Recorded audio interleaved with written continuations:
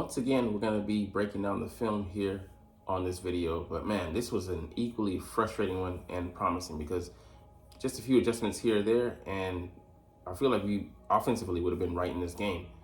But then you look at the negatives, it's the 13th game. This shouldn't be happening at this point in the season, even given the dearth of weapons that Hurts had at his disposal.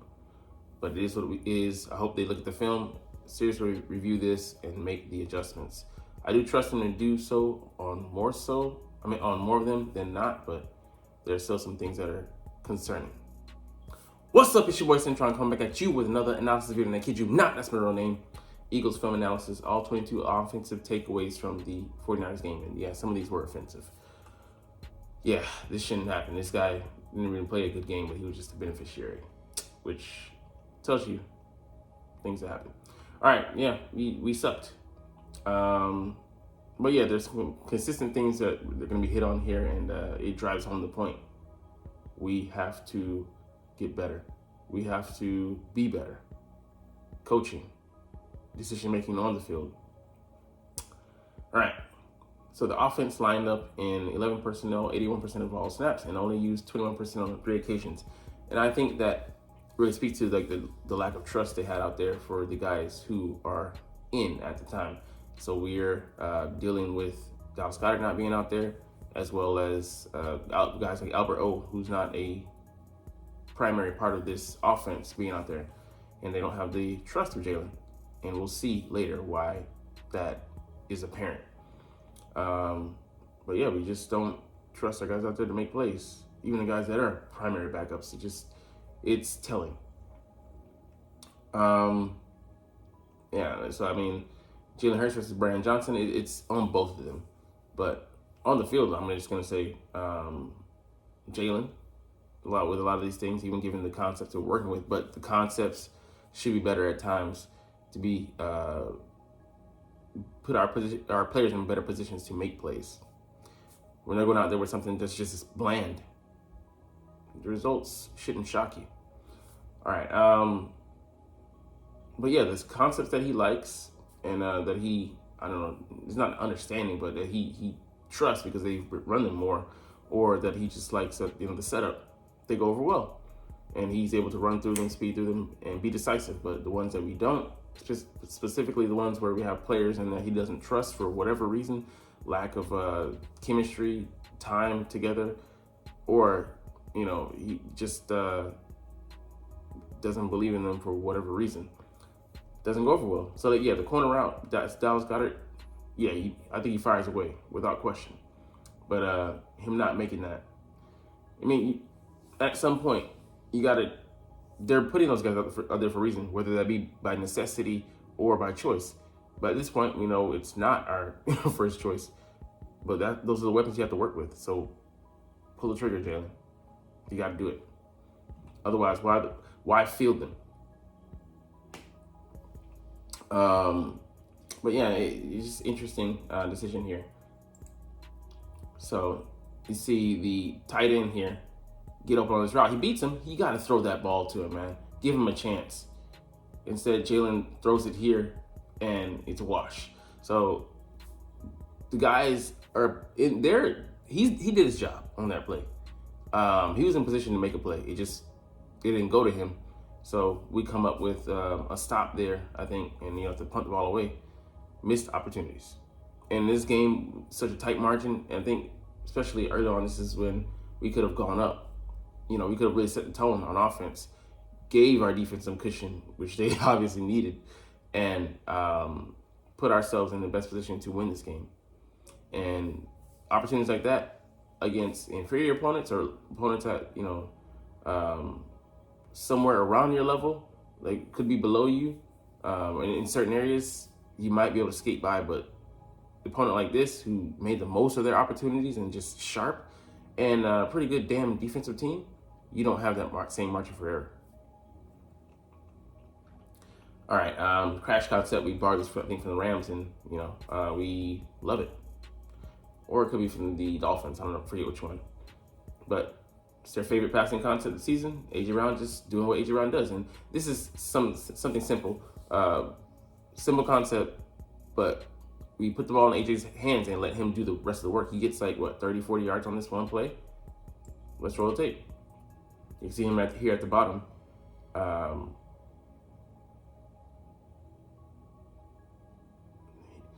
He runs the end, bam. You know, they got 10, 15, 20, 25, 30, 35, nearly 40 yards on that play, man. And, you know, I know, you know, we could have gone back to this concept, but that's one thing I ding this offense on. We run our offense like we run Madden. I love to run one play and never run it again, just because I want to beat the defense in so many different ways, and it's just, that's okay for me. I'm playing a game. Yeah, they're playing a game, but it's not a game. So you need to go with what works, whatever's successful, and you don't want to come back to the well too often, but you can mix and match those concepts that work. And we'll see later that, you know, even if they're not successful, just come back to it later to see, hey, you know, I'm still here. No, okay. Well, I tried. And not doing so just puts us at such a disadvantageous position, because then we end up trying a lot of stuff that doesn't work when we have stuff that either worked or, you know, we need to try again. You need to, you know, have to total recall. Like 49ers, their offense is complex yet simplistic. They did the stuff that worked, and they came back to it. Flip plays, what you do in Madden. You flip plays on the opposite side of the field, and it looks like you're maybe going to go to somewhere else. You end up going to the same area, but different player. So it has a level of complexity that's so simple. Simple mastery. All right. I love this play. They have a 4 receiver side, and you know, we went to that. But yeah, we're obsessed with explosive plays. We refuse to settle for the 5 or 6 yards. And I think if Jalen does that most of this day, they're playing it too high, I think we're able to be successful. And then we bring the defense. They're eventually going to do what we want them to do. You can manipulate them by playing the long game. They're going to creep up those safeties to try and stop, you know, you being able to nickel and dime, because you're going to, if you're going to put yourself in short and third and short, we have a good chance to convert. We have an offense that can be explosive, whether that be in, you know, short distances or long gains. The long gains will come if we allow the short game to do what it's supposed to do for us, open up the rest of the field. But we're so impatient. And I feel like those are 2 things that Jalen sucked at in his game. Being patient, he was impatient, and taking what the defense gave him. He was seeking explosives. And you trying to play outside of the area where you should be as an offense, got us in trouble. Didn't help our defense out, put them out there for long stretches of the game, because, you know, we came out the field way too often. So it's not complimentary football. But yeah, look here.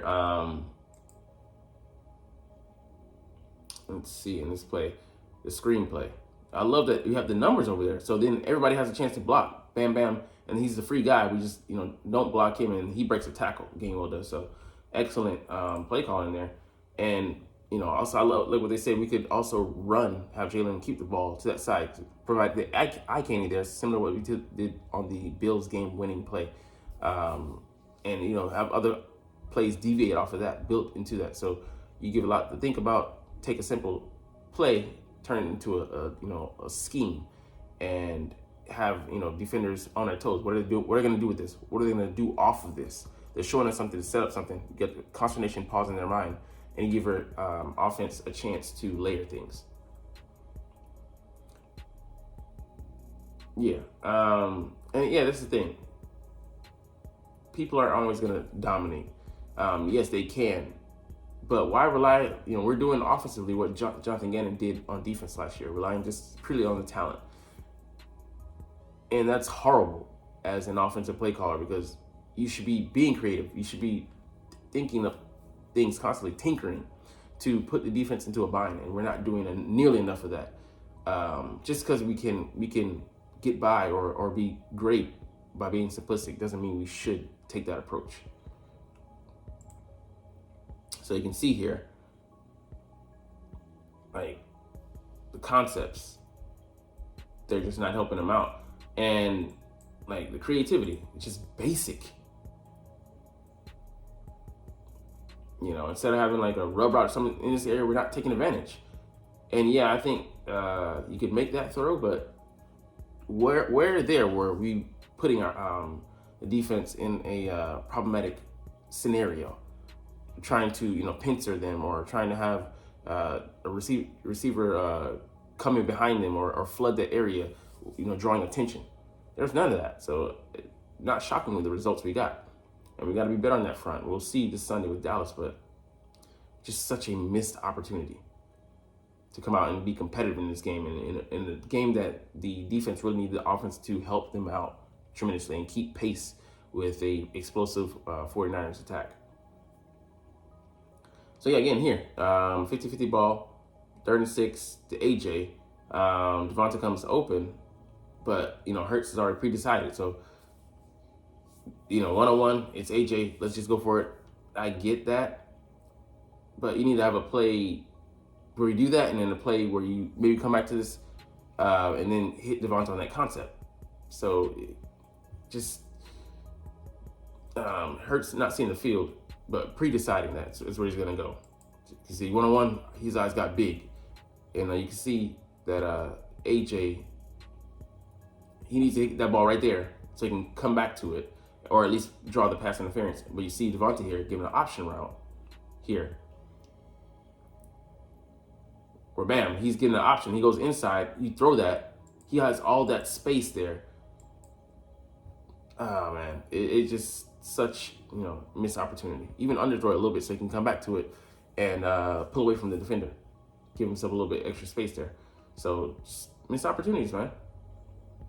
All right, here we're going to talk a little bit about the run game.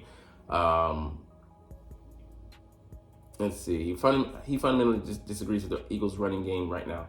They do not commit to it. And I fully, wholesalely agree with this, which is why I'm so reticent to just say, hey, it didn't work. They just weren't good at it.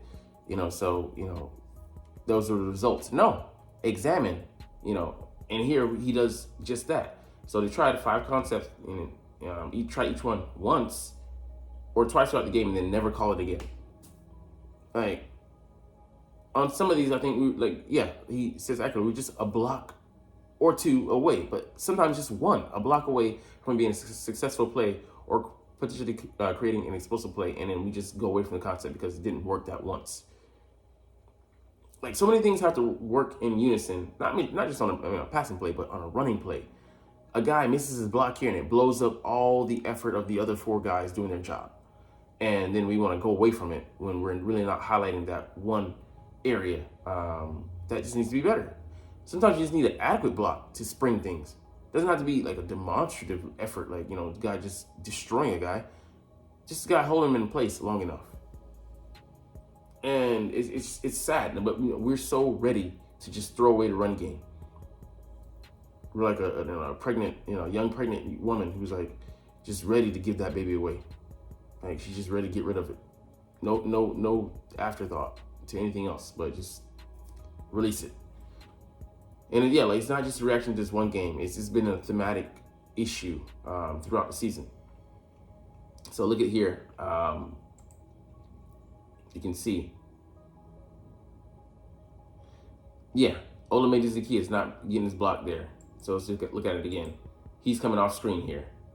If he gets that block, that maybe goes for like a few more yards at the least, maybe 5. So that would be a successful play. And instead it gets blown up there, and we're just like, damn, what happened? Let's not run that again. Like, I know in game it's tough to have the assessment, but no, they have those iPads as well. They can look and see what exactly we did wrong there, where we didn't execute properly, and you just gotta stick with it. But we hit the panic button so hard when it's like, it didn't work. All right, let's go to the passing game. And yeah, it's just the wrong move to make. And yeah, I think this is also a big fork in the road for us. Jalen Hurts, is he going to be a part of their running game or not? Because that makes a big difference. The running game as is built to run through Jalen Hurts and work off of the fact that he gives us the numbers advantage. So then it makes the running back's job easier. It opens up more lanes for them. It makes it easier for them to have cutbacks, and it's because they have to honor Jalen running. If they don't, we're taking that out of the offense and then we're running it as is. It's getting us a handicap. Like, so which is, I just don't understand why we wouldn't run on the center more. Bring in Rashad Penny, a guy who can pound and actually get some extra yards. Because as is, it's just a, like, for me, two guys we brought into this offense is just a waste right now. Albert O, him being a pass catching tight end, why don't we use him in tandem and with Dallas Goedert, put him on the field? I get that we trust Jack Stollmore. He's blocking more of a, not dual threat, but he can catch the ball. But we use him for his blocking prowess. He's like an extra O lineman. And then Calcaterra, who's explosive, can give us those explosive plays. But to me, he's inferior to Albert O. I put him out there, and I don't even think. I think he's blocking. They're about this. They're in the same area, same level. Why would you use the more explosive guy? Just have your designated pass catcher, and we know he's there for pass catching, but then have it to where Goddard also he blocks, and then we have Albert O going out for the that would be the typical, but have it to where Albert is blocking, and then you have sitting Dallas on the receiving route. So there's something that can be done there.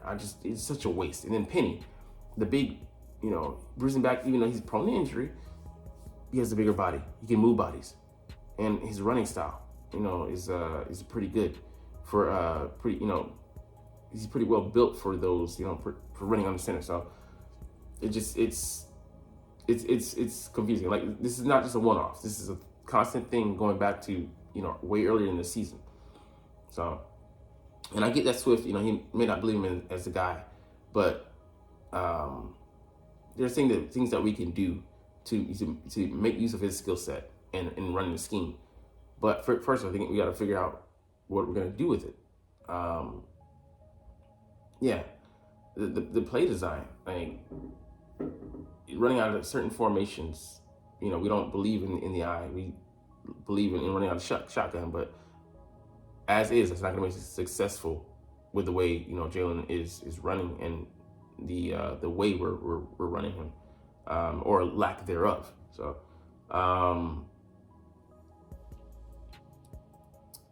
let's see here.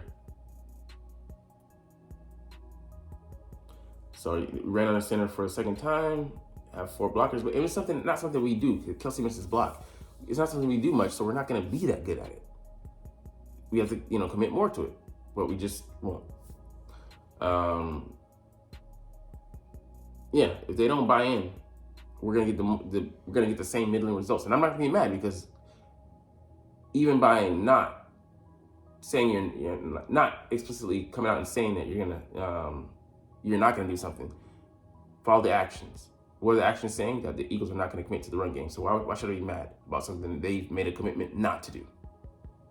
Being non-committal is still being committal, because you're making a decision by proxy. All right. Let's see here. So we had the numbers though, because if Kelsey he gets way out in front. If he just maintains his lane there, that goes for. That could be an explosive play. And why not come back to that? Because Kelsey, I don't think he makes the same mistake twice in a row. That's just me believing, but. And look here. This is something that we can do. And they have, an inferior line to us. The 49ers do. So they use double team blocks. Ignore the guys on the outside because they're crashing in. You're not counting on them being a major key to stopping us. Focus on the guys inside. They get double blocks, so he's able to face a guy one-on-one, and then he's able to push for extra yards. That's not something that we can't do. So it's frustrating seeing that from the opposite side, and then seeing what we do in turn. All right, let's move on to the passing game. Devonta Smith and option routes, and Jalen obviously has trust with him built up, that sweat equity. So he throws it to him. He makes the right decision, and there's maybe not a wrong decision from Devonta that he can make in this situation. So I think he takes the outside route, but he could have gone inside as well. That would have been the foolish choice. Ignore what I said. But he goes outside and he uses space. He got right up on the defender, and cut against his going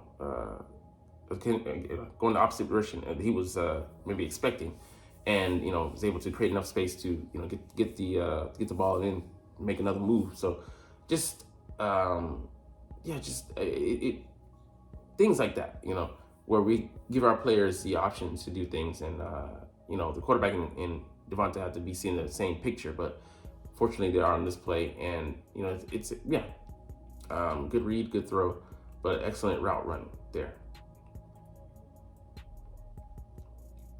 Yeah, so creativity. 3 crossing routes. We just absolutely do not help our guys out in the red zone, where we know we need to score points.